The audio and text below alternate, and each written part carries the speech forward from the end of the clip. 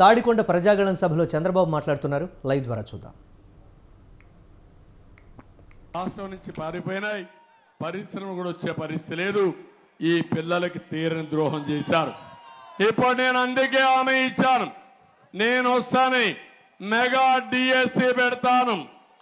ఇక్కడుండే యువతకు హామీ ఇస్తున్నా, మీకు 20 లక్షల ఉద్యోగాలు 5 ఏళ్లలో ఇచ్చే బాధ్యత ఈ కూటమి తీసుకుంటామని మా పిల్లలందరికీ హామీ ఇస్తున్నా.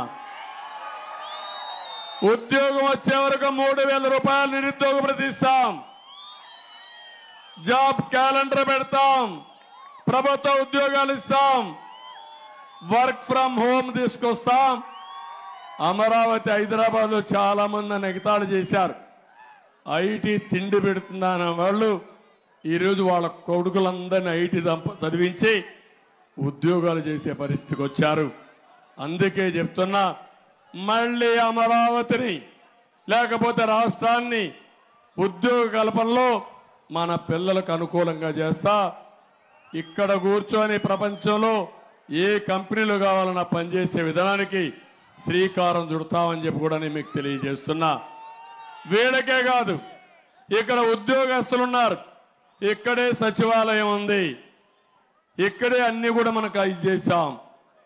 నేను ఆ రోజు అన్ని కష్టాలుంటే పిఆర్సీ ఇచ్చాను, 43% పిఆర్సీ ఇచ్చాను. చరిత్రలో ఎప్పుడూ కష్టాలుంటాయి, నేను కష్టాన్ని ఒక అవకాశంగా తీసుకుని ఏ విధంగా ముందుకు పోవాలనో సంక్షోభమే ఒక సవాలుగా తీసుకున్నా. 43% వాళ్ళకి ఇచ్చిన తర్వాత కూడా సంపద సృష్టిస్తూ ముందుకు పోయాం.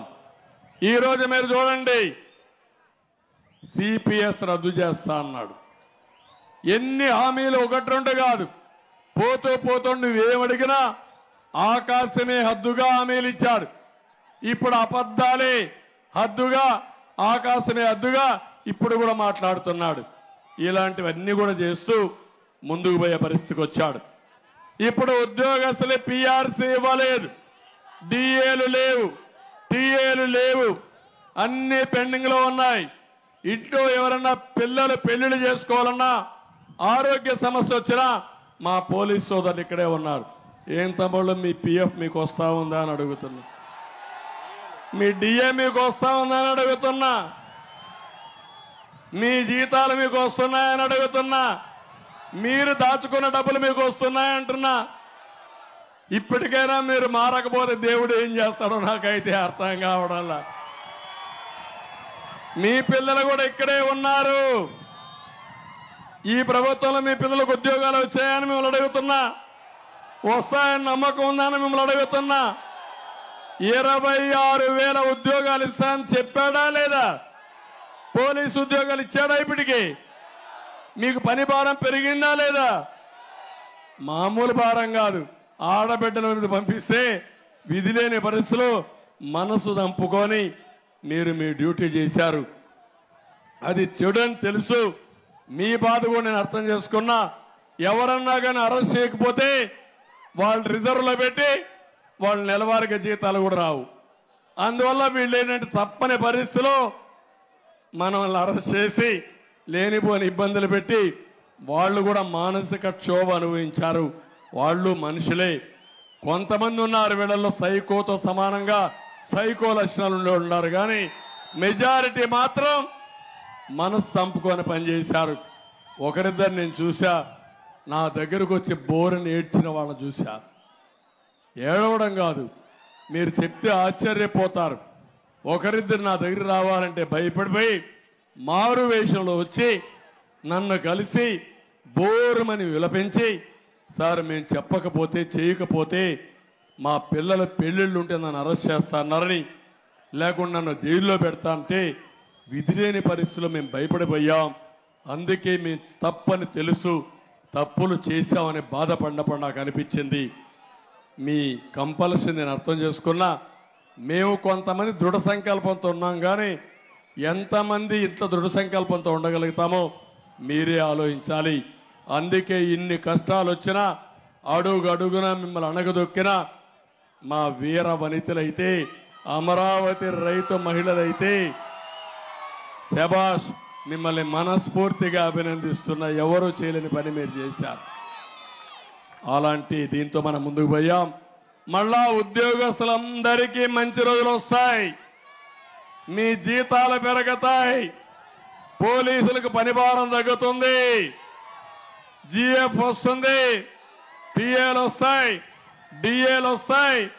మళ్ళా పూర్వ వైభవం పోలీసులు కుటుంబంతో ఆదివారం అయినా సరే హాలిడే ఇచ్చి మిమ్మల్ని ఆదుకునే బాధ్యత నాదని పోలీస్ సోదరులు కూడా విజ్ఞప్తి చేస్తున్నా. ఇవే కాకుండా ఇంకో పక్క చూసినప్పుడు ఈరోజు విద్యా వ్యవస్థను నాశనం చేశారు ఈ ముఖ్యమంత్రి.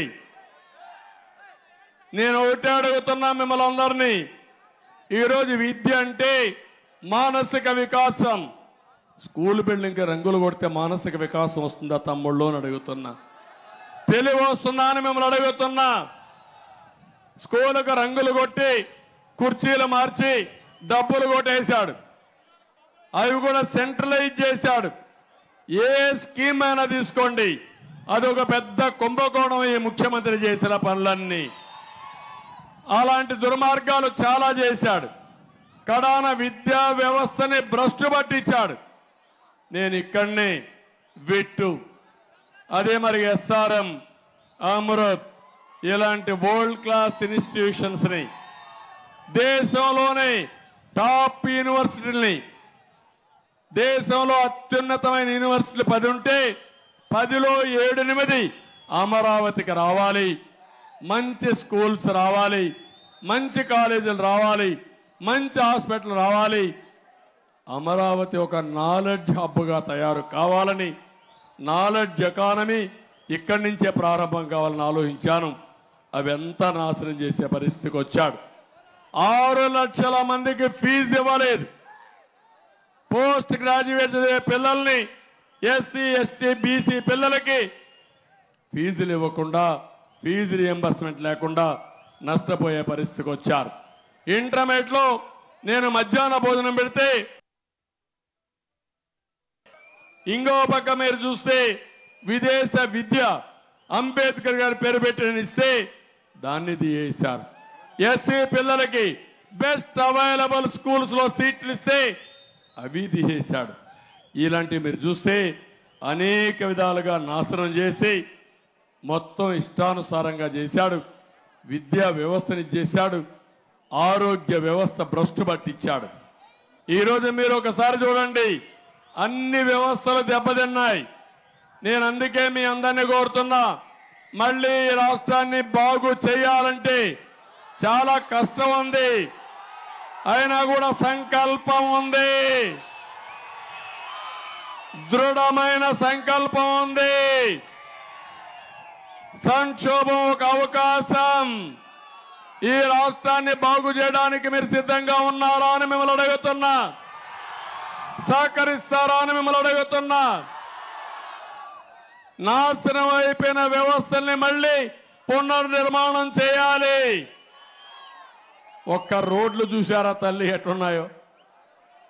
రోడ్లు గుంతల పోడ్చలేని ఈ సైకో 3 రాజధానులు కడతాడంట. ఎవరిని మోసం చేస్తారో అర్థం కాలేదు. నేను ఒకటే చెప్తున్నా, ఈ ఒక్క అమరావతిలో ప్రభుత్వానికి రావాల్సిన ఆదాయం నష్టం 4-5 లక్షల కోట్లు. ఆ విషయం మీరు గుర్తుపెట్టుకోవాలి. సంపద అంటే ఆకాశం నుంచి రాదు, మన ఆలోచన నుంచి వస్తుంది. మనం సృష్టిస్తే, పనులు చేస్తే వస్తుంది. మంచి రోడ్డు వేస్తే ఒక ఇండస్ట్రీ వస్తుంది. మంచి సిటీ కడితే పరిశ్రమలు వస్తాయి.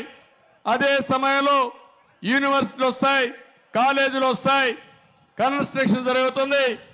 దానివల్ల ఆర్థిక వ్యవస్థ మెరుగవుతుంది, ఉపాధి అవకాశాలు వస్తాయి, ఎక్కడికక్కడ కొనుగోలు శక్తి పెరుగుతుంది. ఇది ఒక సైకిల్ కింద తయారవుతుంది. ఈరోజు మీ ఆదాయం పెరగాలంటే ఇవన్నీ జరగాలి. అయితే ఈరోజు జరిగింది మీరు చూస్తే, ఎవరి ఆదాయమైనా పెరిగిందా? 5 ఏళ్లలో ఖర్చులు పెరిగాయా లేదా? పెట్రోల్ డీజిల్ పెరిగిందా లేదా? కరెంటు ఛార్జీలు పెరిగాయా లేదా? రిజిస్ట్రేషన్ ఛార్జీలు పెరిగాయా లేదా? పన్నులు పెరిగాయా లేదా? కడాన మందు బాబులు తాగే మందు కూడా రేట్లు పెరిగిపోయినాయి. పెరిగాయా లేదా? 60 రూపాయలు క్వార్టర్ బాటిల్ ఇప్పుడు 200 అయిపోయిందా లేదా? నాసిరకం అవునా కాదా? ఇవన్నీ అభివృద్ధి కాదు.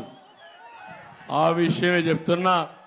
అందుకే ఒక్క అమరావతి సరిగా చేసుకొని ఉంటే హైదరాబాద్ని ఇదే మారిగా ఒక్క ఎగ్జాంపుల్ చెప్తున్నా.